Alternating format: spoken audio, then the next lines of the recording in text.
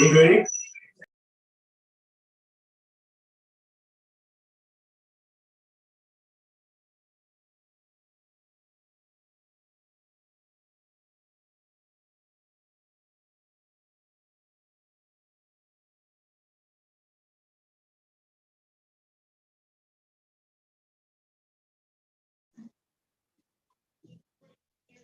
Truly, I want to wish those of you a pleasant good afternoon on this beautiful, wonderful day today, wonderful Sunday afternoon. Truly, there is power in Jesus to break every chain. And so, whatever the chains you're faced with today, we know that there's power in Jesus. He can break those chains, whatever they are today. Look to Jesus, who on this platform, we agree with many others that the greatest chain that can be broken is the chain of sin, because it's only Jesus and Jesus alone who gives you and I eternal life.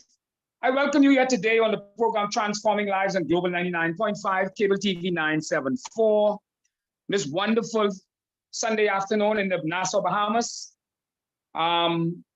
It's a bit rainy wherever you are.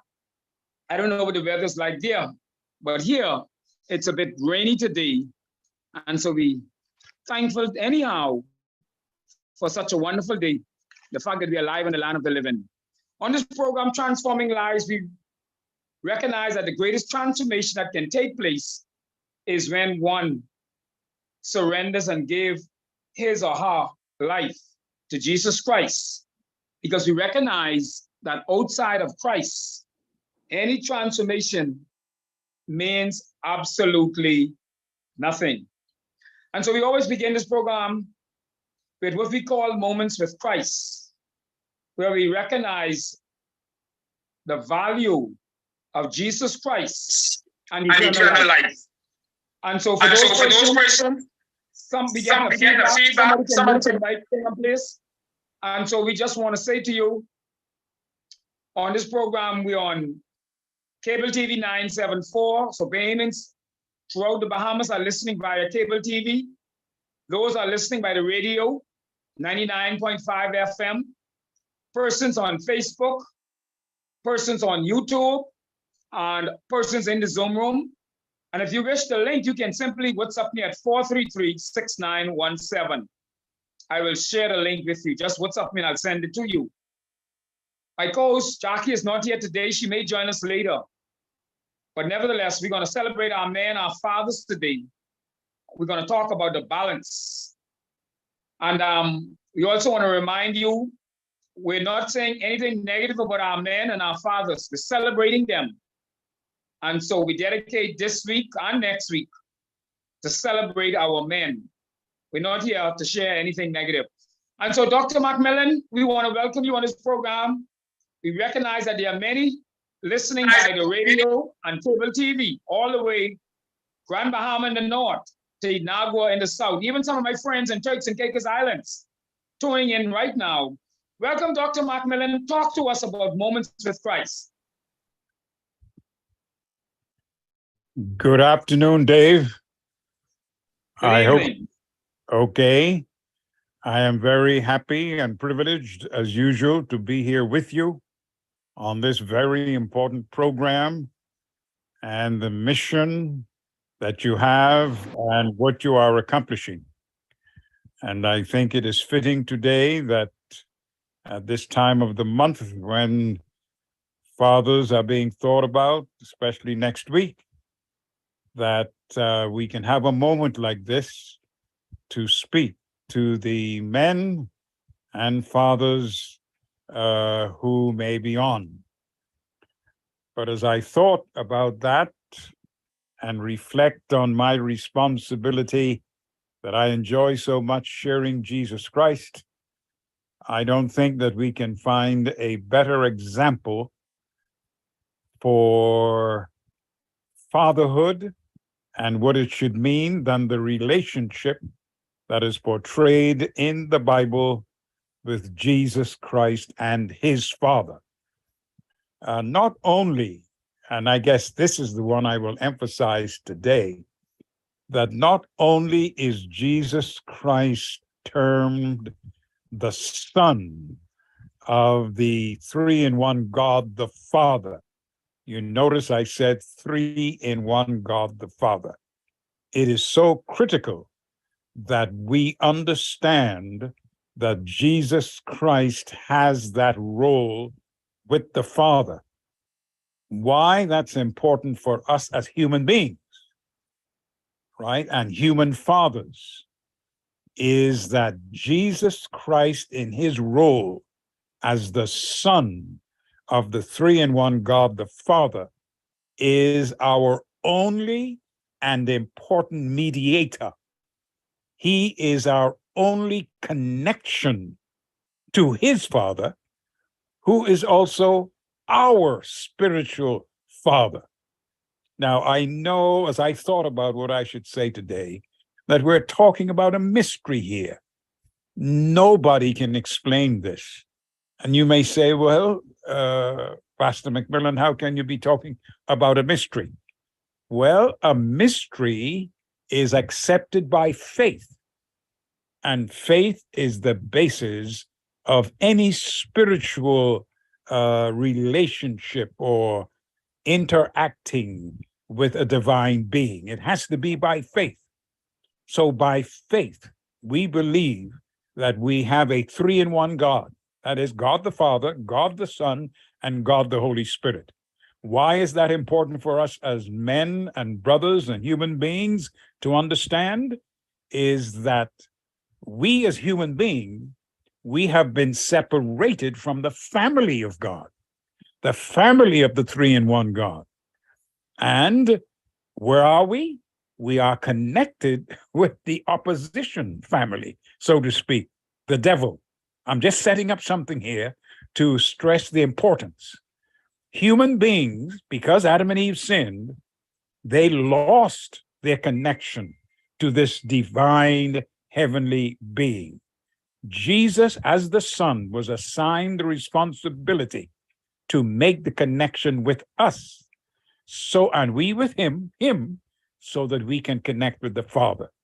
Now, there are millions of people who don't believe this, and even some in Christianity. They just use the term one God and so forth and so on. And the reason why we need to understand it is that this is a relationship, a faith relationship, a divine relationship. There's no way I can explain it in 5 minutes. So what I ask you to do then, and I'm sure I will be fulfilling the wish of Jackie and Dave, is that's why every week we have this 5 minutes, because Jesus the Son is important for us to connect with our God the Father, his Father. And in so doing, we will have eternal life, we will have blessings, and our fatherhood, our interactions, and all that we hear this afternoon would be able to be a reality, not in our strength, but in his strength. May this be our experience today and forever. Thank you very much, Dr. McMillan. I endorse, support everything that you just shared. This is why, like you say, we have these 5 minutes, we call it Moments with Christ, because we recognize above all and everything, the eternal life that is found in Christ is most important above and everything else. I could be in the best health, I can have all the cars, I can have everything else. But if I die without Christ, then really I would have gained nothing. So I thank you for that. And so today, I see my co-host Jackie is on. Ladies and gentlemen, joining us, those listening by radio, television, Facebook, YouTube, whatever, Zoom, you can still join us. I want to remind you of a number of events coming up before we get into our topic, and we'll talk about this coming Wednesday at the Francis Butler Park, 6 p.m., Apostle Henry Higgins, and a team from GRIP. That's a gang reduction intervention program. They will be having a rally, and so they're inviting you to come out and be a part of it at 6 p.m. If you want more information, you can simply WhatsApp me at 433-6917 or give me a call anytime after the show. Tuesday and Friday of this week, there was a gang intervention seminar with Dr. Dave Burrows, Dr. Carlos Reed, and Dr. Eric Fox. It was awesome. I wish many of you could have been there, but nevertheless, we just want to let you know it was a good opportunity to get some training. It was called Reaching the Streets. And these all are young men who have had a experience with young men in particular who are involved in gang activities. And so you missed that opportunity, but just want to share the information. And then we also want to remind you of a number of events.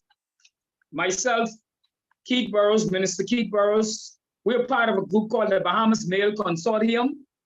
And there's a series of events planned from June 2023 to November 2023, beginning with this week, Thursday, the 15th, at the Gary and Myrtle Curry Youth Center. There's a symposium with a number of speakers, and we're inviting you to be a part of this event. We'll have Dr. Robin Roberts sharing some remarks. We have a number of government ministers confirmed. We're trying to get confirmation of the Prime Minister of the Bahamas. There'll be a panel talking about male-based programs, highlighting their involvement and also sharing solutions and outcomes. There'll be someone, a representative from the Defense Force. There'll be someone from the Urban Renewal. There'll be someone from the Royal Bahamas Police Force. There's a representative from the Scout Association of the Bahamas. There's also from the Pathfinders, Pastor Jamal Franklin. There's from GRIP, that's Gang Reduction Intervention, Pastor Henry Higgins. Then there's a testimony from William Lund. It's not the fall, it's getting up that counts. He has a very powerful testimony as to how Christ has transformed and changed his life. And listen to what I say, good. It was not a program, 12 steps or 10 steps or 50 steps. It was Jesus Christ who transformed his life from being what we call a baser, a cocaine addict, you name it, incarcerated in prison, to now a minister who has a program that he's running for young men for a number of years. And he also worked along with the family with Dr. David Allen, who will also be one of our speakers, okay? But our keynote speaker will be the Chief Superintendent, Dr. Charles Hanna, and he will be sharing on a national directive eliminating male violence in our society, Dr. Charles Hanna. So that's this coming Thursday, 6 p.m., the Bahamas Male Consortium at the Gary and Myrtle Curry Youth Center, Evangelistic Temple, Collins Avenue, 6 p.m. I want to encourage you not to meet me there. You want to beat me there. Get there, and I guarantee you, you will get back. So if you are a female supporting a male, get there. All of you ladies who normally WhatsApp me and call me about programs for the young men, bring them out. This is a good opportunity. Have them meet William Lund, and he can have them become a part of his intervention program, as well as speak with other representatives from different male organizations. Okay? So that's this coming Thursday, 6 p.m. We're inviting you to bring out all the young men, the older ones, the ladies. You come and support your men. I know there are many women who support the men. So it's not a male-based program only. And we'll be also talking about Dr. Robin Roberts will also be sharing information about prevention of gender-based violence, and in particular with our women and our girls, but also men-on-men violence. And so we're inviting you. It's a partnership between the International Men's Day Bahamas Committee and us too. And then in September 19th, the 26th, the 21st, and the 28th, there'll be cancer screenings, and it's free. And so we're encouraging all our men. I'm taking my time to be out there, be a part of it. I will be a part of it. Come get your screen, the cancer screen. And then we have the 19 fathers back to school. We're encouraging fathers to take their child to school. And I know many men already doing it. What's up? take a picture and send it on WhatsApp, and we're gonna post it. And then in November, there's Daddy's Boys production. It's proposed to be held at the Atlantis Theater. We'll share more information as we go up, come up to that time. That's November 3rd, 4th, and 5th. And then on the 19th, International Men's Day, we will be honoring and celebrating our men. And we're hoping to be able to honor and celebrate 50 men as part of the country's 50th anniversary of independence. So there's a number of initiatives. Next Saturday, the last event I'll tell you about, we're celebrating our fathers who are incarcerated. We're celebrating 100 fathers, and they will have their families with them. So each father, 100 in medium security, will be, 100 fathers, I should say, will have a family member with them who will, maybe where there's a child or if there's a young man up there and his father will be there. If you want more information for medium security, WhatsApp me at 433-6917. We will be feeding them. And so I just want you to know, for sponsors, we want to thank those who have sponsored this program. We will share more about it. Saturday will be a live broadcast, so you can join us Saturday, coming from the Department of Corrections. And we will be talking more about the sponsors at the program, as well as next week, Sunday. Thursday coming, there'll be light refreshments and drink. So for some of you, if you're like me, if you can follow Jesus for food, we're inviting you to come out and be a part of it. And I want to just thank some of the sponsors even now that I have listed here who have partnered, and I will be approaching a number of others tomorrow. I want to thank Mr. Trevor Strawn from the Windshield House. I want to thank Archer's Nursery, Mr. Robert Archer. I want to thank Mr. Harrison Petty from the Colony Club. I want to thank Tim Dames from Tim's Air Conditioning. I want to thank Vaughn Jones from Jones Memorial. Matthew Sweeting from Commonwealth Funeral Home. National Plumbing. Mr. Andrew McFall. And a number of others who wish me not to at this time call their names. And we will share more about it Thursday as well as Saturday and next week as we celebrate and thank these sponsors who have made this event possible, and others who said I may come by tomorrow, because we want to be able to feed these men, providing chicken sauce and a nice Father's Day meal, chicken ribs. We want to provide something nice, provide some water. Okay, so there's a number of men's initiative coming up. And as we celebrate men during the month of June, remember again, I'm uplifting the men. So I'm not taking any negative things about the men. We had to celebrate our men. We recognize that the greatest celebration one can have is in our relationship with Jesus Christ. But today, I'm going to turn it over to my co-host. I know she's here. I don't know how long she'll be here.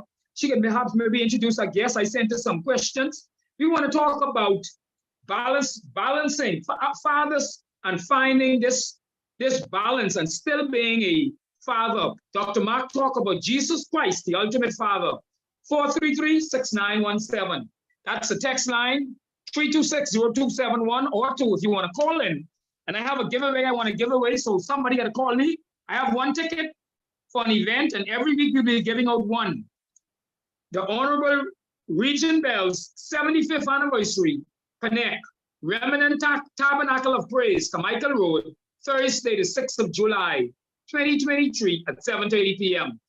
I have 4 of these tickets, but I will only give away one today. You have Shabak, the Raming Brothers, Terry Walters, and the new dynamic feature. So 326-0271 or 326-0272, we're going to throw the trivia, and then the person who called with the correct answer can win this ticket. Jackie, are you there? Welcome to Transforming Lives, my co-host. You can maybe introduce my guest, and I send some questions to you as we talk about balancing life and still carrying out the responsibility of fatherhood. Hi, Jackie.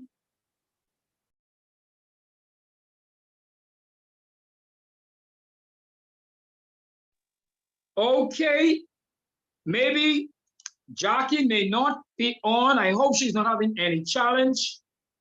But anytime Jackie, you can come in anytime you want to. Okay, but today, folks, my guest, Minister Tamiko Bryce, Minister Keith Burrows, want to talk about their role as fathers. They want to talk about what some of the solutions, how we as fathers can still fulfill our role in life I'm talking about and still be a father. How do we find this balance? And of course, the first balance I can talk about is Christ, because outside of him, then there is no balance. But nevertheless, let me leave my guest to talk. Minister Bryce, Minister Burrows, welcome to the program, Transforming Lives. Thank you very much. It's a pleasure to be here, and I was looking forward to this moment. And I'll let Minister Tamiko Bryce give the first answer. Hey, good day, a pleasant good day, everybody who's online, who's streaming. We're just happy to be a part of this. And Brother David, we go some time back. Yes, sir. Used to host the Voice of the Church on BCN, and I remember you coming there. And it's such a pleasure to see that the fire is still burning in your hearts for the souls of men and also for building up our brothers in our most holy faith. Fatherhood is a very challenging thing for our country, post-independence. Most of our homes have been governed by single parents, predominantly females. And so that presents a challenge in that the lack of male leadership and modeling inside the homes. So fatherhood basically to us, and one of the important things I think about fatherhood is when Christ gave us a model prayer, there's the first two words of that prayer is our Father. Of all the names of God that we know, there are quite a bit, Jehovah Jireh, Jehovah Tsidkenu, and all those other names, I found it amazing that he used two simple words to describe appearing before our God and our Savior, the words our Father, the name that God beckons to.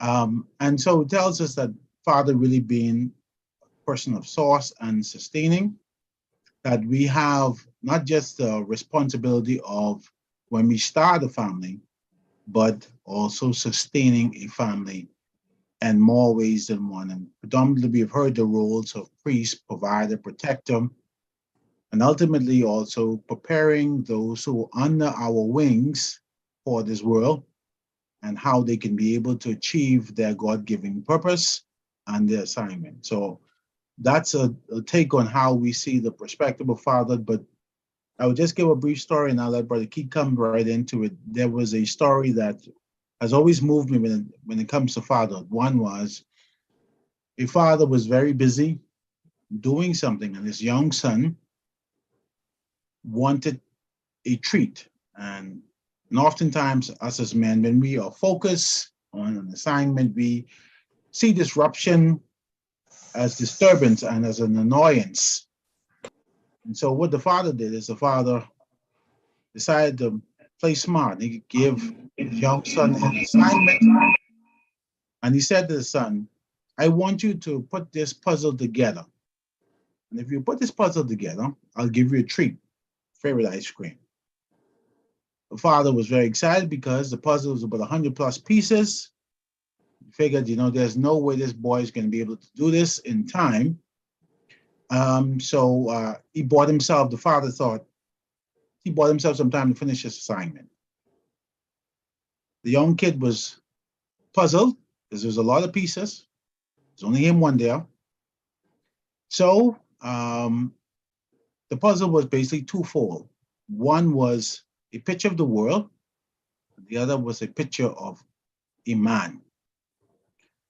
So the son realized he doesn't know a lot about the world.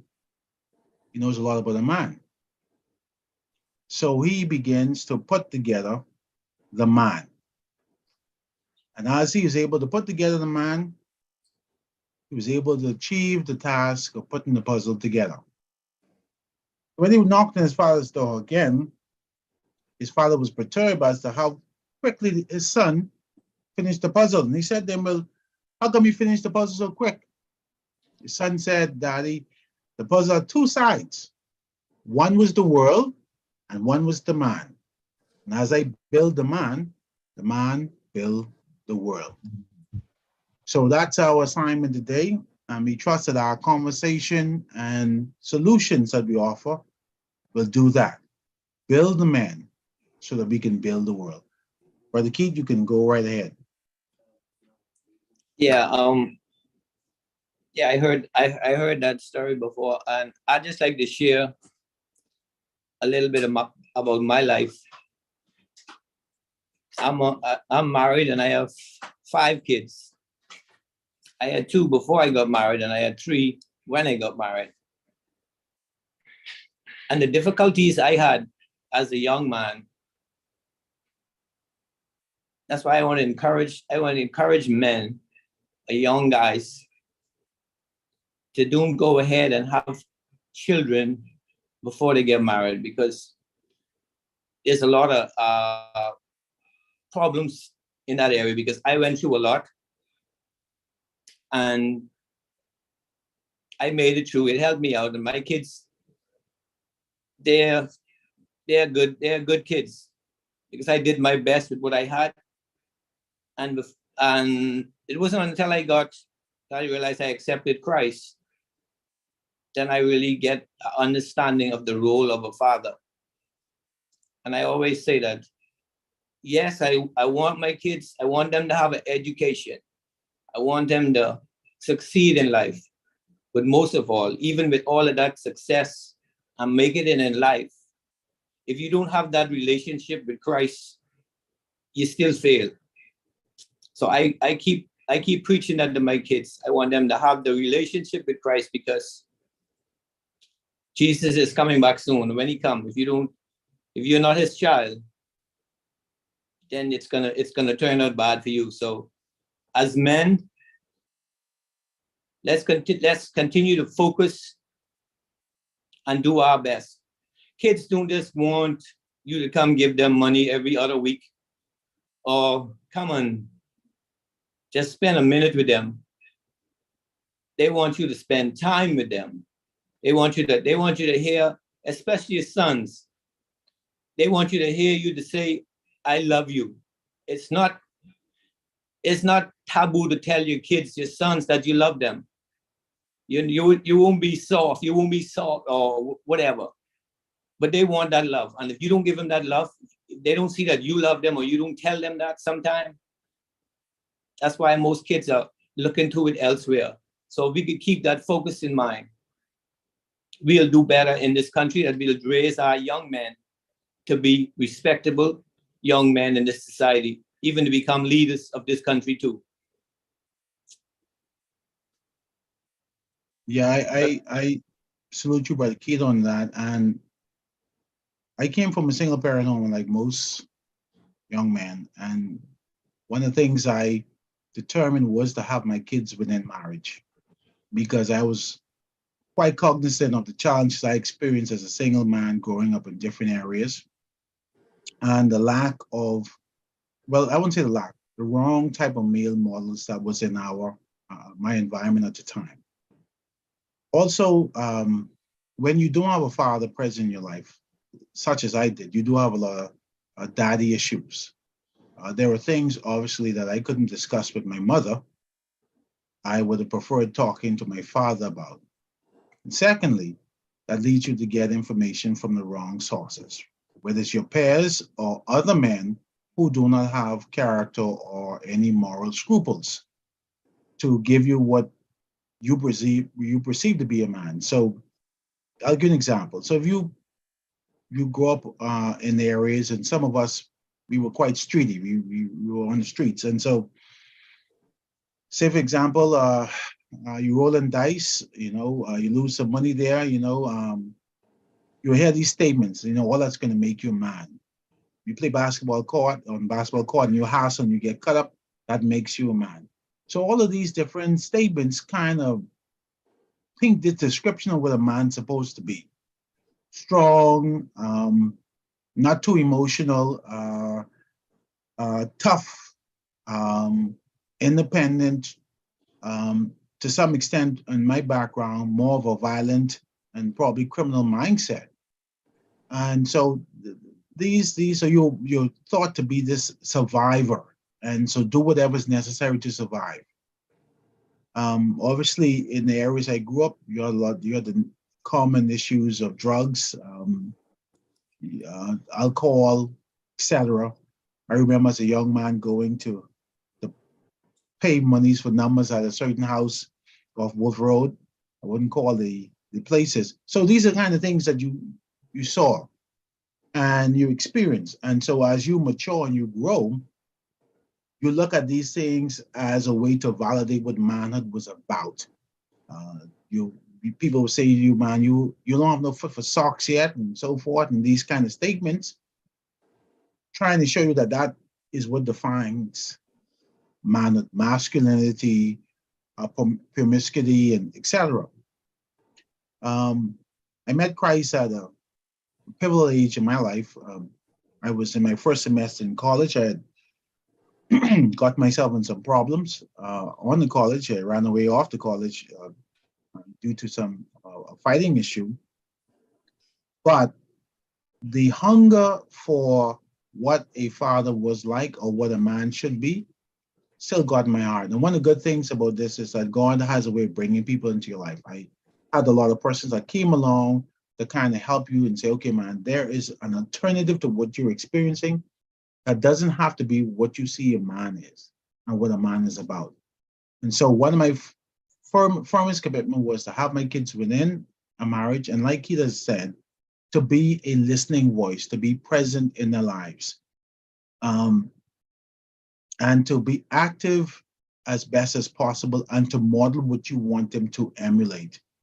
It is not easy because it's easy to quit. It's easy to not be faithful or committed to the role of a father and what it requires and the challenge that comes with it, because some of us are fathering from a deficit in the sense that we didn't have a good model. So it's almost like you're learning on the job per se, and Christ is guiding you, and you do have some brothers in the church that give you some advice. But you also have some things that you're dealing with as you miss from your father, but you're trying to provide to your kids. So for example, because I didn't have a lot of time with my father when I was young, I focused on giving a lot of time to my kids, to be there and to be around and to talk to them and to do things like Brother Keith said, to tell them I love them, to be a place where they can express themselves and understand that I don't see that as a sign of weakness, and also to teach them that it's not easy being good. So when persons come to you and say, well, oh man, you soft or you light, and persons will call you other names, so I won't go into it. The fact is, it's easy to cheat, it's easy to lie, it's easy to do what is wrong. It takes a lot of strength, it takes a lot of courage, it takes a lot of resolve to say, you know what, I'm going to follow what is right, I'm going to do what is honorable. And to kind of get them to reverse this thought process that we see in society, that a man is tough by doing wrong things. Like the bad man is glorified and romanticized, but the good man is weak. So you could build muscles, but we have a society where we have men who are building muscles, but they don't have a strong mind and strong character. So I agree. The culture of character development is very important from a father perspective. You can always enhance competencies, but it's easy to fix competency than character. Right, kid, go ahead. So you saying, okay, like one of the questions was how to be a good dad, and you never had one. So in your experience, did you feel that you were doing a good job with your sons? I feel that I struggle with that, Brother Keith, but I'll tell you the only thing what happened to me. I think I began to parent from what I didn't have. So, for example, what I wanted from my father was time. I wanted advice. I want him to be around, okay? And because I didn't have a lot of that, I went extra with my kids, right? I like to drop them to school. I like to pray with them. I like to pick them up I like to be around them. I like to take them in the court. So what I didn't have, I tried to provide in that sense. All right. Now, I always, as the oldest kid, I was the oldest child. So I always had a mindset of providing and protecting, right? Oldest of 14 kids at the time. So I had to provide, and well, I grew up in two different families. But I grew up with my mom, and my father had his kids on the outside. But my struggle has always been as a father is preparing them for this world. It's not just protecting and providing them, because guess what? They're going to leave my home and they're going to have to make decisions. They're going to have to make choices. They're going to have to have, like you have experienced, how to have that relationship with God. When they experience the world that is different from what they have seen here, etc. So the difficulty for me has been to father from what I lack, I try to provide to my kids. And I just want to add something for that from my point of view. Like where I grew up on the island, like we didn't have a lot of stuff. We had food to eat. One thing we get to say, our parents, there was enough food to eat every day. So you never went to bed hungry. Yeah. And they compelled us. We had to go to church whether we want to or not. But yeah. I always watched them, especially my dad. Like he never showed me no compassion like that or love like that. But I knew he loved me. But he just never showed it. And he brought me up in, like I used to always with them as the men or in the island. They never had to sign a paper for anything. When they said something to someone, they shake hands. That was done. But now I was saying with me, when with my first two kids before I got married, I went through a lot with them because the mothers they wanted to spite me because they was mad with me, and it ended up causing problems the relationship with me and my kids. I tried to do my best with the time I had because I got married after that, and then I had my family and my kids, and they wouldn't let the kids come with me to me, so I had to. Like it was always a fight. That's why that's why I always try to encourage young men to don't slip to that and go and have kids before you get married.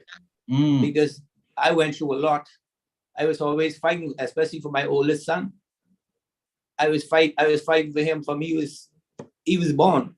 And his mother she used to do everything to spite me, but it ended up, but then at the end he turned out to be a good young man. Because I got him on the last part of his, like when he was done 15 or 16. So that's when I got him to live with me, and then I still tried to instill it in him quick, so it had to come quickly before he went on his own. So but it worked out.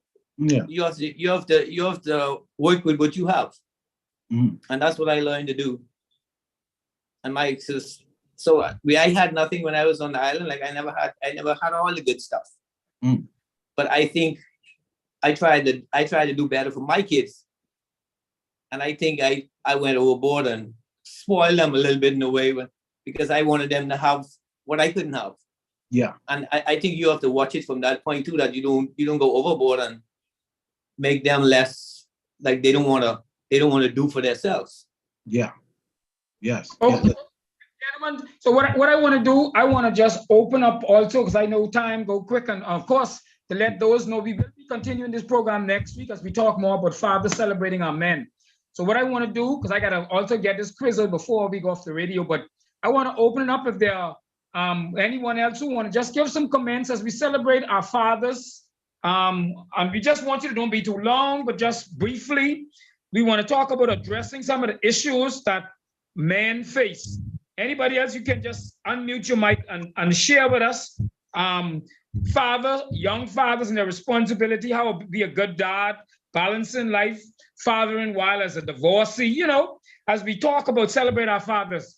So right now, open up your mic and just give a contribution to us. Let's hear from one or two other persons, just briefly.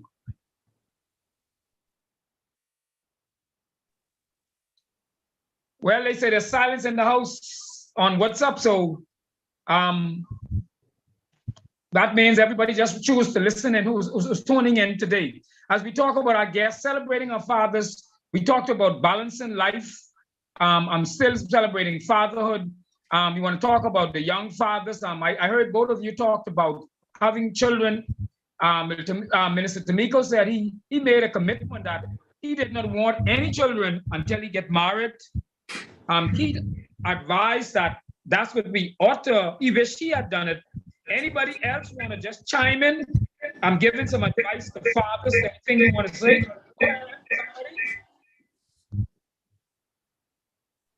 Okay, thought I heard somebody was coming in. All right, no problem.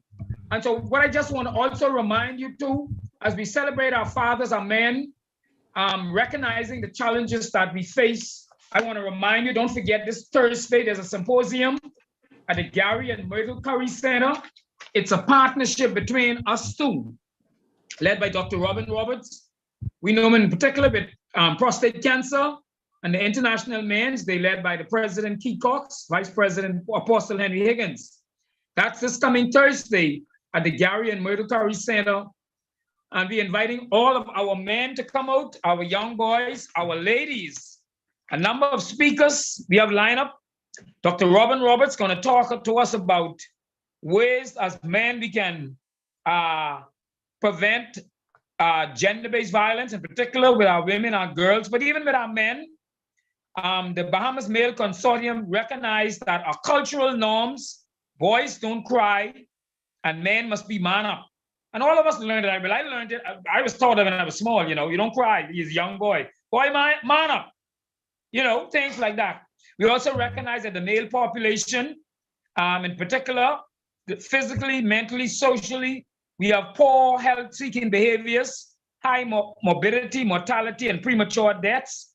And the female population, not that we competing with them, but we're seeking to reach our men. Voice of call spiritually is always the greatest way we reach them through that relationship with Christ. And then we have a number of other speakers want to talk about, we have ministers of the government who will be a part of this program. And then they're going to be a panel, male-based organizations. The Bahamas Defense Force, the Urban Renewal, Royal Bahamas Police Force, Scout Association, my organization that I grew up a part of, the Pathfinders, Apostle Henry Higgins, talk about GRIP, a gang reduction intervention. And he's inviting you to meet him to the Francis Butler Park this Wednesday, 6 p.m. And then you want to hear this testimony now from William Lund. Also, there'll be Dr. David Allen from the family. He'll be one of our keynote speakers also. William Lund testimony, it's not the fall, it's the getting up that counts. But the keynote speaker will be Dr. Charles Hanna. He's a chief superintendent. And he wrote a book talking about the violence in the Bahamas.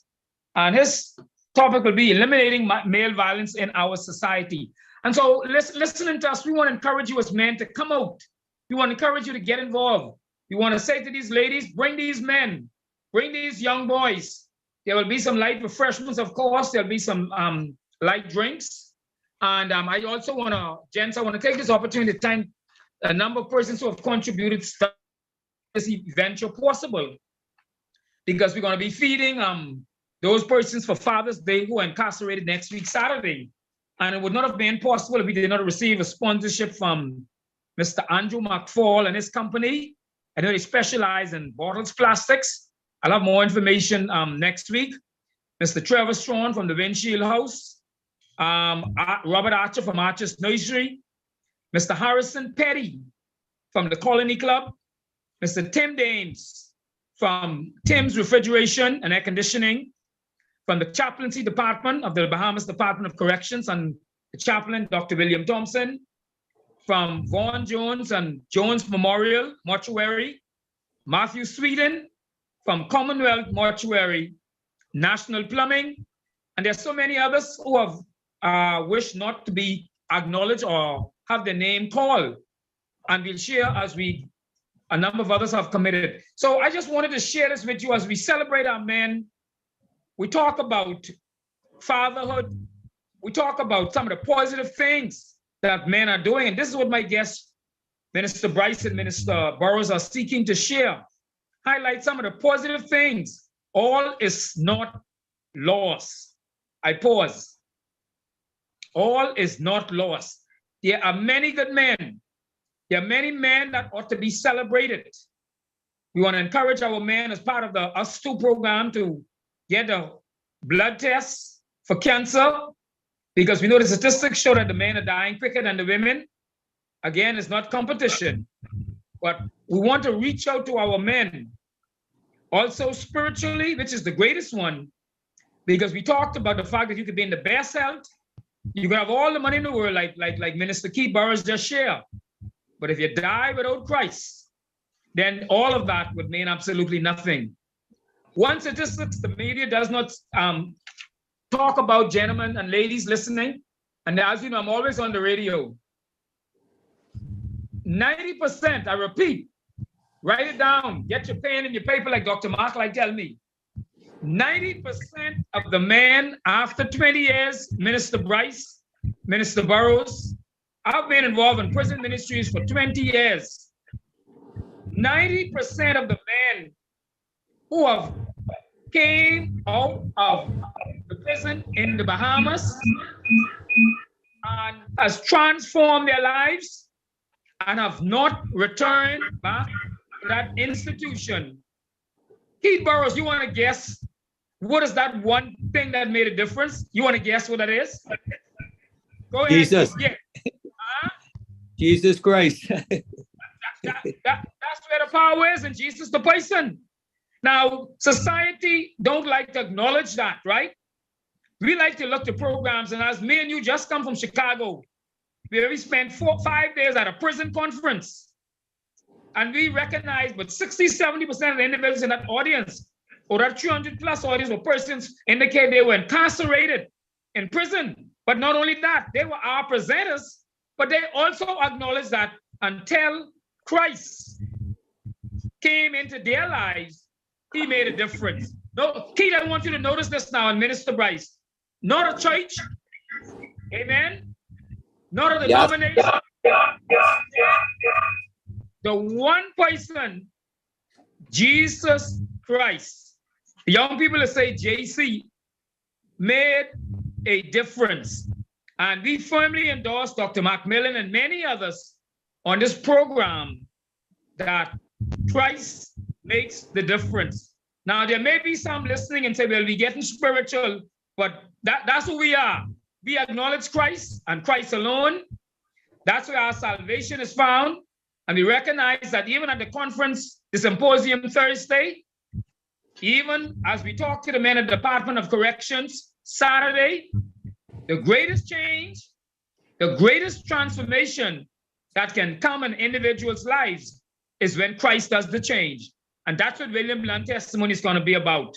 Not a 10-step program, not a 12-step program, not a this and the other programs. William is going to talk to you about when Jesus now came into his life, made the transformation, and took away that desire for the drugs. Okay? I just want to add and encourage the men. They always like getting the groups underneath the trees or all over the place and talk. We don't make a difference. You want to have your voice heard, come out on Thursday night and share your part and see what's going on. And that's my plea to the men of this country. And I have a word for the young fathers and their responsibility. It's going to be hard at first, but find somebody to talk to who went through it. Find somebody to talk to who could encourage you and help you in that step. Because that's a big step. Because I'm a grandfather now, and for a couple of days now, and so that's another young family there. So we have to help see where there's trouble, where they have trouble like raising their family, and if we could help any way we can, it'd be good to help.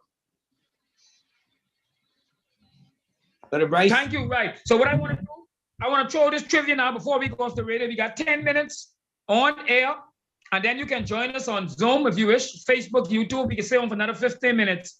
433-6917. send me a WhatsApp and I will then shoot to you the Zoom link. Now, we have a ticket here that was given to us for a concert. And I want to give this ticket away right now to the first person. Somebody needs to sorry, they look like apples. Sorry, my technical person is not here, so we're not able to get that control. But the 75th anniversary Region Bells concert, 6th of July, 7:30. But you have to call in for this now. The number is 326-0271 or 2. 326-0271 or 2. I only have one ticket. You can give me the answer on Facebook, YouTube, whatever, but I'm only going to give it to the person who called me in. Tell me, when did the Bahamas gain its independence? And the ticket is yours. Call me live. 326-0271, 326-0272. I have to hear you live or call us in. When did this country gain its independence? In what year? And the ticket is yours.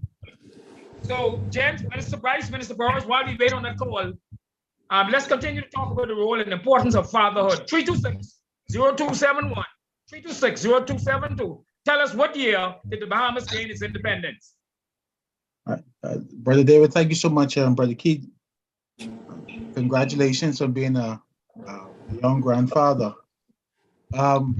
I want to just encourage our brothers here today with this simple scripture, a scripture that I have taken to heart. It's in Proverbs 20, verse 6, and it says these words. It says, most men will proclaim everyone his own goodness, but a faithful man who can find? Most men will proclaim everyone his own goodness, but a faithful man who can find? We often talk about the virtuous woman, and here Solomon is asking us to be faithful men. Once you become a faithful man, you'll be a faithful father, and you'll become a faithful husband. Go ahead, but Keith, look at your something. The phones, they say blowing up. That's what the young people say. Hello, let's try so we can get this call alive. Hello. Hi.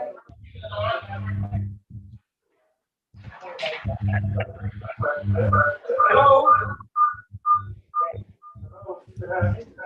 Yes.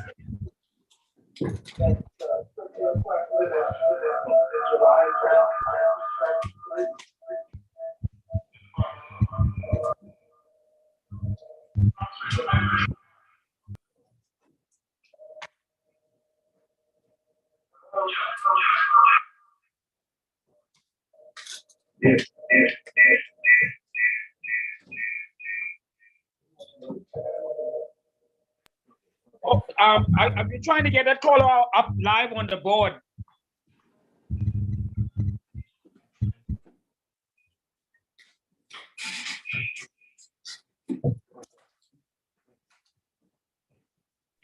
Hello, welcome to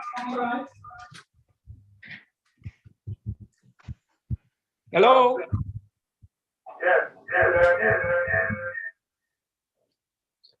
We're getting some feedback.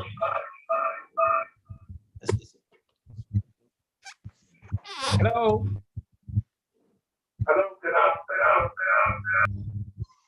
Yeah, we're trying to get that. We're getting some feedback. We're trying to get the answer to that question. Let me tell the producer. Producer, can you take the answer from the person? If they're correct, we just give him it because we haven't challenges. Mr. Producer.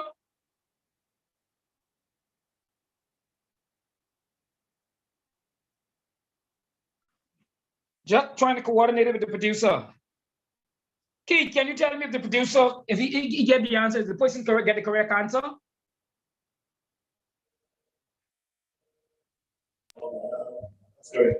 Yeah. So they got the correct answer? Okay, don't worry, you can unmute your mic. Okay, let the producer take his number down and we'll get a ticket to that individual.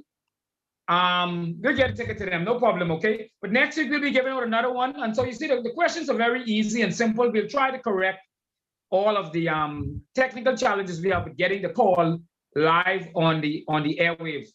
And so we're talking about celebrating our fathers. We're talking about the role of our fathers during this Father's Day month. I reminded you about the symposium coming up Thursday at the Gary and Myrtle Curry Center. I reminded you about the event at the Department of Corrections, formerly known as the prison. We'll be celebrating 100 fathers, along with each one of them have invited a family member. We'll be providing the food, the drinks for those fathers. We'll also be providing care packages. 433-6917. You can still touch base with me if you wish to be a part of any of the events, you want more information on the program. I just want to end the program live on the radio and on cable TV 974, and then we'll continue on Zoom for another 15 minutes. Today, as usual, this program is brought to you Transforming Lives on Global 99.5, cable TV 974. We're on Facebook, we're on Zoom, we're on YouTube. And if you wish to continue on with us, you can go on any one of those channels and join us on the program Transforming Lives.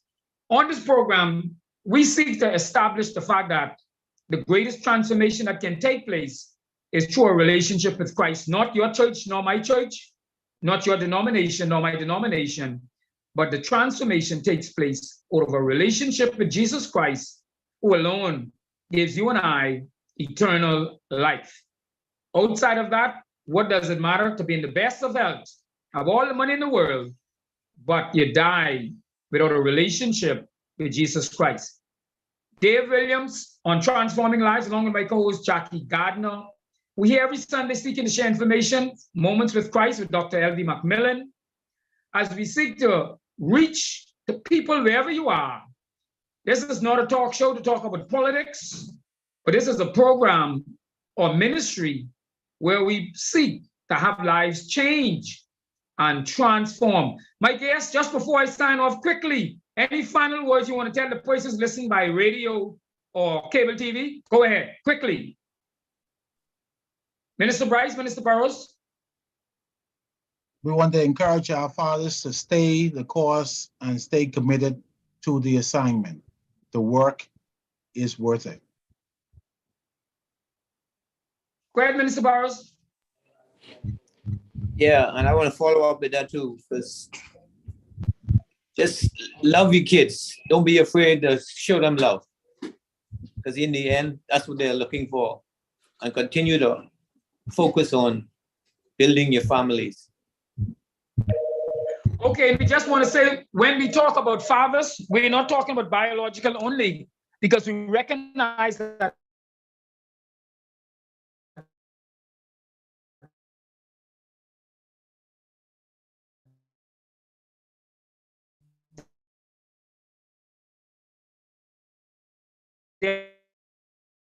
on Global 99.5, Cable TV 974. I'm your host, Dave Williams, along with my co-host, Jackie Gardner, who is doing something today. And next week, we will continue on a discussion about fatherhood. But even quicker than that, I want to be able to see you this coming Thursday, Gary and Myrtle Curry Center, Evangelistic Temple, VZ Street. There's a men's symposium. We'll be talking about a number of challenges, solutions, things that have been tried, things that have worked. Number of persons from the Defense Force will be speaking, the police, as well as the Scout, the Pathfinders, GRIP with Apostle Henry Higgins. Our key speaker, Dr. David Allen, will also be there talking about the family. Also, Dr. Chief Superintendent Charles Wilhana will be talking about violence. As you know, he is heavily involved in that as a result of his job as a police officer. 6 o'clock this coming Thursday, and then Saturday, we will be at the Department of Corrections celebrating 100 fathers who will have a family member invited to support and encourage them. On Wednesday coming, we're going to be at Francis Butler Park, 6 p.m. If you desire any more information on any more of these events, WhatsApp me at 433-6917. Dave Williams, Jackie Gardner, Transforming Lives on Global 99.5, Cable TV 974, encouraging you to have a wonderful afternoon. Gentlemen, ladies, thanks for joining us. We can continue the conversation on Zoom. We're off the air live. Anyone else wish to unmute their mic and share in the discussion about fatherhood. This is an opportunity now to share, ask your question. Go ahead.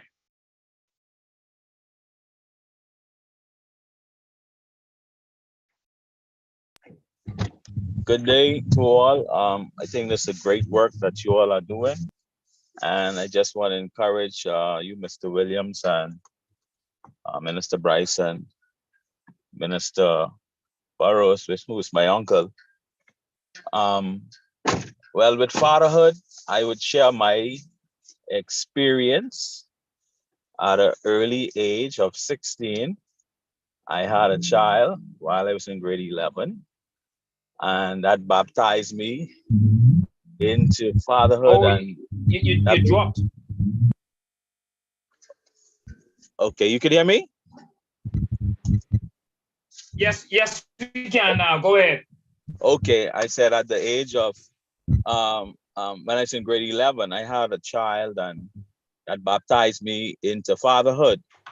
And it's true through that kind of led me to Jesus Christ, because of the responsibility was great.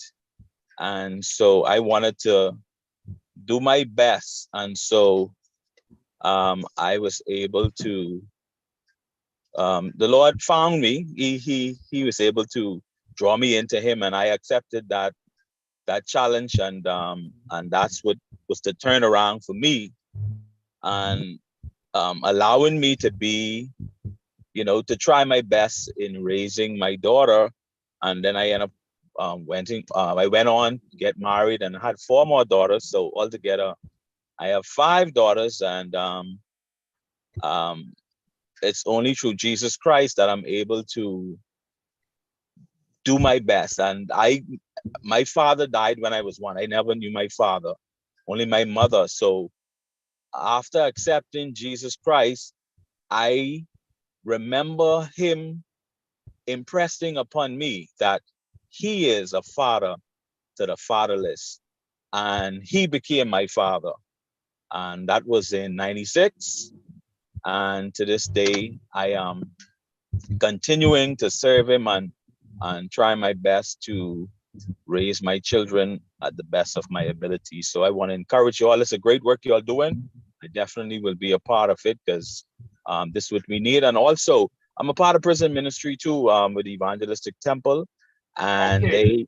they give out about either 26 awards, certificates to men today in the prison, Yes. who just finished a class, a class dealing with the Bible. So there's a great work happening here. A lot of people don't hear about it. I know, Mr. Williams, you're doing an excellent job as well. And like you said, there are some great fathers and men out there. And I think this is an awesome opportunity to salute them and recognize them, even in the prison. It's awesome stuff. So all the best to you all. Thank you very much. You did my heart well today. I'm sure I'll see you Thursday at the symposium. In your groups, 4336917. If you need it, you can WhatsApp me. Let's reach out to our men. We're looking to be a part of it Thursday. And then since you already, you probably will be there this coming Saturday. Anybody else? Apples? Let's go for the role of fatherhood, Apples. You're part of our organization. Yes. Go ahead, yes, Apples. yes. Good day, Brother Dave, and good day to your guests. I was listening to them attentively, and they come from 2 different experiences. And it's amazing to see what God has been able to do with their lives. You know what I mean? But one of the challenge that we face, and we have to talk more about it, is how do you deal with blended families? Because a lot of the challenges what I see, is take place is with blended families. And this is why it's so important. This is why it is so important that when you're young and you're being told the golden rule, to wait until you're married to have your children, and it's always better to have all your kids in one nest. But not having all in one nest is a lot of challenge. And many men go through that challenge. And we need to encourage them and who face that situation, because the kids them also face challenges in those blended families. But the nuclear family is the ideal family for mother, father, and kids to grow up in. And so we have to encourage that more because, coming from a single home, I just going with my mom, and I heard my brother, who may know to go under Ryan Murphy primary school together, come from a single home as well, one of your guest speakers. It's a challenge. When you grow up inside an environment and you don't see a lot of positive male figures around you, but because of the pain you face as an adolescent child and even as a young man, you most definitely don't want that pain to even be inflicted upon your worst enemy, because a lot of young men face anger and frustration and not having the nurturing of their fathers, and today the topic was well. You see, you have two different men, two different experiences, but both of them have the anchor in the Most High. That's my encouragement in listening to both of the stories. Thank you, Brother Dave, and thank you, guest speakers. Okay, thank you, Amos. Is there anybody else before we shut down now who want to share anything else? Where is my guest, or you just listening in? That you want to go ahead, somebody? Good evening. Good Good evening. evening, Dave, and certainly congratulations to you and your special guest. I think this is a very important topic. But there's a concern I have, and Yes. I don't know if you've addressed it prior to my coming on. I'd like to hear the response to it. It is something that I feel it is so vitally important for our fathers who are on the way of crime, but are thinking about returning to society successfully and continuing where they left off in terms of training and preparing their children. How difficult is it? And what are some of the things that they need to do if they're going to return and continue where they started? Okay, so I'll leave that for my guests, or if anybody on the Zoom want to answer that.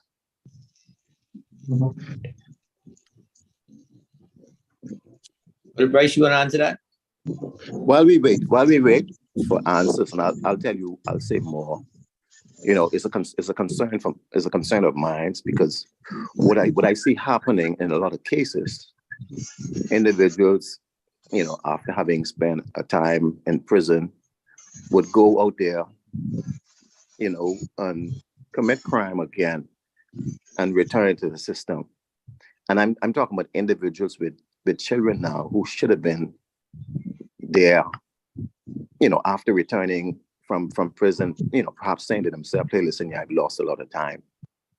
I think I need to go back now and really pick up where I left off. But rather than doing that, individuals find themselves again in problems and return to the same old place.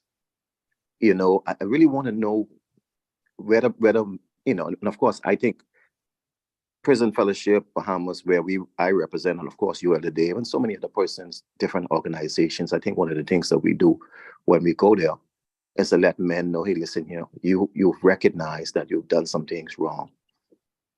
Just let's ask God for the opportunity now to return to society and continue to build on, the foundation that was set many years ago. Even though, see, because what I'm saying, individuals, we know that we all have failed somewhere along the line. What are some of the steps that brothers ought to do, brothers and sisters, but in this case, brothers, you know, to come out of prison, what are some of the things that they need to do to successfully complete the journey in terms of fathering? Hey, great question, Brother Sands. I remember when I was younger, I had broken into a place, and the police patrol car picked us up, and they were saying, okay, we're gonna drive you all straight to prison. And actually we was in Fox Hill, so it wasn't too far to go to Fox Hill prison. And someone like me used to play Monopoly. I know at that point I wasn't gonna, if I I wasn't gonna get $20 right past that spot, right? Now I have been around prison, but I have not been incarcerated. I'll share an experience that I think can relate to it from a perspective of when you have had public failure, right? Because basically, whenever we have a lack of self-control, we end up on state control, okay? Okay. You don't control yourself, then someone will end up controlling you. I was very good at stealing, Brother Sands, very good. And I remember one day I was talking to some friends, and they decided, they said, we want to use your skills. We want to go on a stealing spree. Everyone used to go on shopping spree. We want to go on a stealing spree. So at that time, we went downtown. This is right now. So shopping, all this other stuff was there and so forth. We did a lot of stuff, right? We did a lot of stealing, and on the way back home, we was on the bus, and someone wanted to get, at that time, those Swiss Army knives. They were very popular back then. The knife, remember MacGyver and all those other stuff. But they were very popular. And we made one more stop, and at that stop, we got caught. All right, got caught. Okay. So this was a mixed blend of thieves, different ethnicities and different classes. It was a mixed bag. So the store manager at the time said, "They're gonna call our parents, so that we all can make a decision as to what's going to be the recourse," because the merchants wanted to call the police in. And because I had past experience, I don't, that may have not tended either to me go to, at that time, boys in the school, it could have gone to different places. Needless to say, their parents came, my parent did not. My parents didn't come. My father didn't come. My mommy didn't come. My mom sent a male colleague at the time to come pick me up. All right? Right. And they agreed for penance that we'd have to work that summer for free. Mm-hmm. To expunge the situation, etc. Now, ultimately, everyone knows that whenever I came in the doors, I was there because I was caught stealing. Every day I went to that place. That's why I was there. I didn't apply for the job. I got there because I stole. Suffice to say, I worked in lawn and garden, so I was lifting plenty cow manure and horse manure that summer, right? Yeah. Today, now, there were believers there, and they would encourage me and say, you did something wrong here, but this is an opportunity for you to get better. So we have to go through what I call the GPS as men: guilt, pride, and shame. Okay? I was wrong, so I had to move through my guilt phase. Pride was every day I went in there, I had to recognize, I had to do my work, regardless of the circumstance, and still redeem some honor of myself. And shame, realizing that, hey, what I did in the past doesn't have to ultimately define my future. I worked that summer, Brother Sands. Yes. For people who encouraged me about faith, I was not a Christian at the time, and I mean, I was, I went to church and so forth, but nothing serious. But they still taught me about God and so forth. When I got to college, Brother Sands, I had enough money for one semester. And the next semester, I did landscaping. You know how I acquired those landscaping skills? You know who was able to give me credit to get some of my first plants to plant? Our failures and our Yeah. flaws can be Yeah. fertilizer. Yes, sir. So even if I come out there and I'm a convict, I have a record. Spiritual development and character development, along with competency development, building your skills. You're Right. able to not let that past be your future.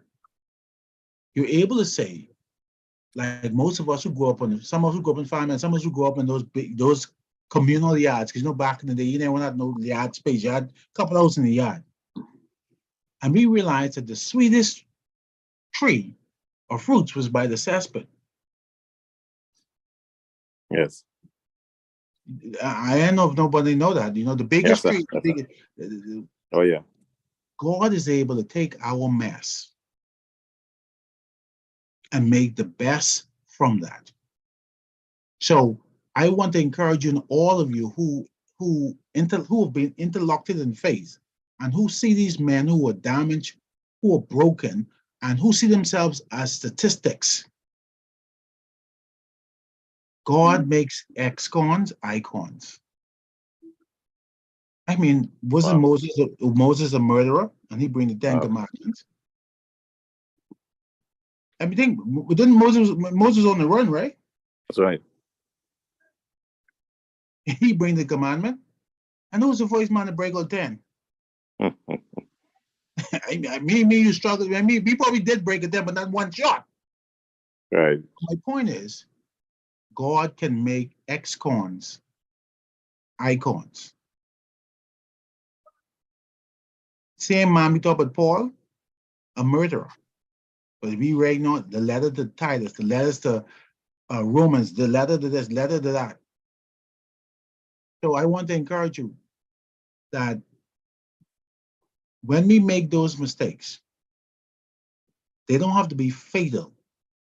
If we understand that all things work together for good of them that love the Lord, God can turn those into fertilizer. And I found it ironic, years later, what I learned that summer was able to take me through college. Amen. That's powerful. good. That's That's good. powerful. Powerful. Amen. Powerful. So I just got to wrap it up now. Is there anybody else, any final Thank you. remarks before we sign off that would like to share anything, ask a question, give a comment? As we celebrate our fathers, we talk about finding the life, the balance in life. Anyone else? I'm going to pause for a few seconds. If there's anybody else want to unmute their mic. Hello, Yes. good afternoon. Yes, Brother Dave. Oh, Let me get Roger. There's somebody new. Okay. Go ahead, Roger. Okay. Yes, I just want to, good afternoon, everyone. I want to thank the men for sharing and just the gentleman who just shared powerful words of wisdom. One thing I've talked with you about and been trying to get, networking as far as with the men in the community and the different things, outreach and things. And it's been a little challenge trying to get kind of a listing or connect. And I was wondering, there needs to be something where a listing of the men's organizations and those who look in the network as far as business, those that need counseling. There needs to be that list more readily available, as opposed to having to maybe join an organization and get that information. Because I think that would go a long way in men knowing where to reach out for this business, socializing, mentorship. I hope somebody works on that. And also with this summer coming up, summer is here. One thing that I guess as far as our young men and women, that's very, I guess, distressing for me because it seems like there's not,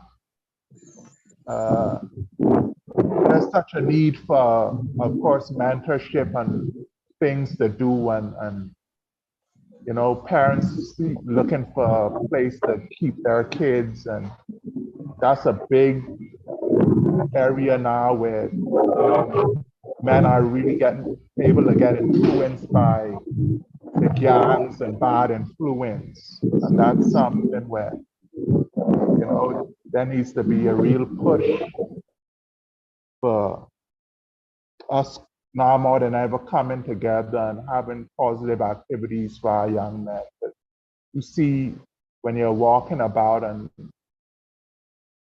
doing your things, you see young men here and there just looking for something to do or a way to earn a little extra money or getting into mischief and things.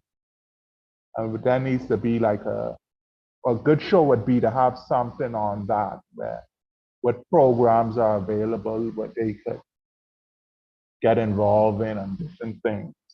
Thank you.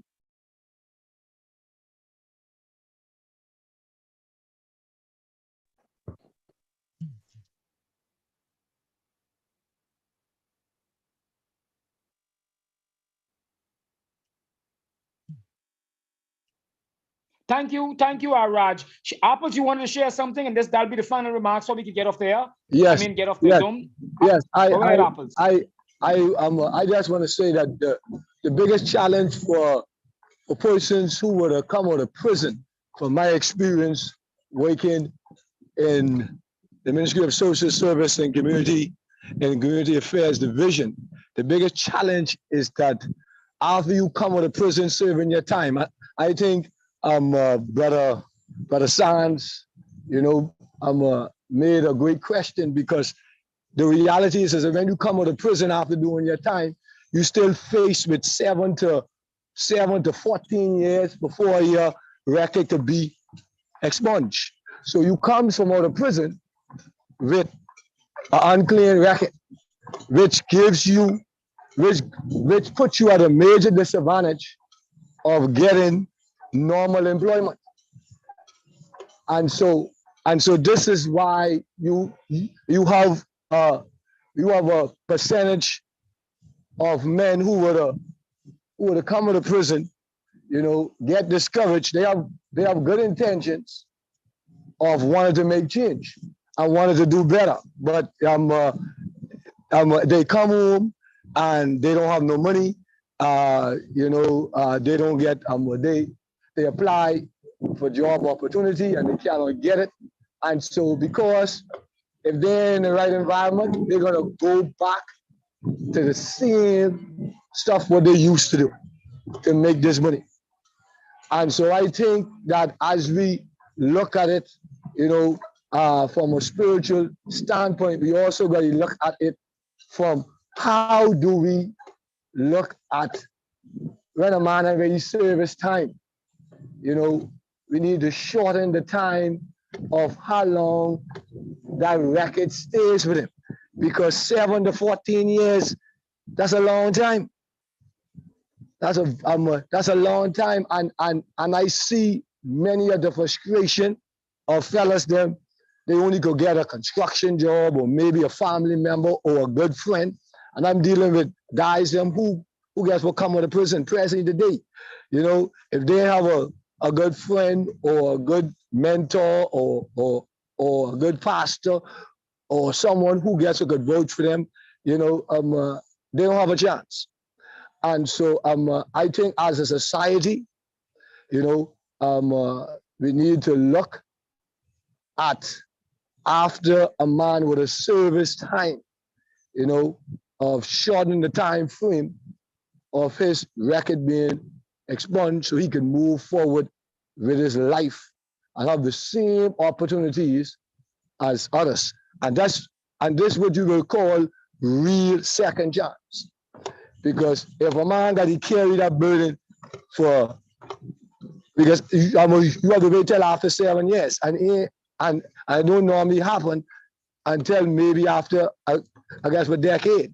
So that's something we have to think about. And so, Okay. Brother San, I'm you the neighbor on there. Okay, so thank you, Apples. So we want to sign off. Minister Burrows, Minister Bryce, share your final words as we sign off. Thank for those who tune in. Go ahead.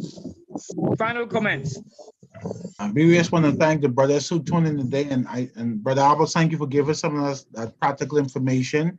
But remember Proverbs 20 and verse 6. Most men will proclaim his own goodness, but who can find a faithful man? Brother Burrows. Yeah, thank you. It was a pleasure. It was a pleasure being on here, sharing about our men in the country. And one other thing I want to big up those fathers who take on the responsibility of raising children that are not theirs. They marry a lady who has children, and they take them on as their own children and love them like nothing. So I wanna take a bow to those men, because that's a big responsibility, and to love kids that are not yours as your own. I want to say a big shout out to them on this special Father's Day. Okay, thank you very much. Blended families, yes.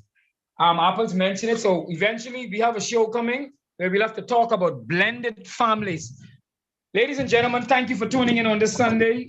Gigi says, excellent show. Just to remind those of you still on the Zoom, the Facebook and the YouTube, Thursday, Gary, Myrtle Curry Evangelistic Center, Men's Symposium. We're inviting you not to meet us there. You ought to meet us there 6 p.m. We have some light refreshments, light drinks. It's not only for men, but the focus and the feature will be men, represented from the police, defense force, government officials, pathfinders, scouts, Dr. David Allen, the family, testimony by William Lunn, and our keynote speaker, Dr. Charles Wilhana, Chief Superintendent, talking about violence among our young people in the school system. Okay, Gigi says to everyone there, the 17th shop. And then Saturday, we'll be at the Department of Corrections, the prison. We'll be, once again, celebrating 100 fathers, and each one is invited, given the task to invite a family member. As we celebrate, we'll provide all the food and the drinks for those in medium security, as well as we want to provide some care packages. And so we will be calling on sponsors this week. If you wish to, you can reach out to me again, 433-6917. 433-6917. Thank you to those who participated with sponsors, and we will share more next week. So, folks, thank you for tuning in. Thanks for taking the time. Dave Williams, along with my co-host Jacqueline Gardner, on the program Transforming Lives, Global 99.5 Cable TV. We will be back in next week celebrating our fathers, and we want to do a giveaway. So we will be giving away a number of items only for fathers now. So we will be giving away persons on Facebook, YouTube, Zoom, and on the radio, and who call us on the phone. Fathers, thanks. Have a wonderful Sunday afternoon.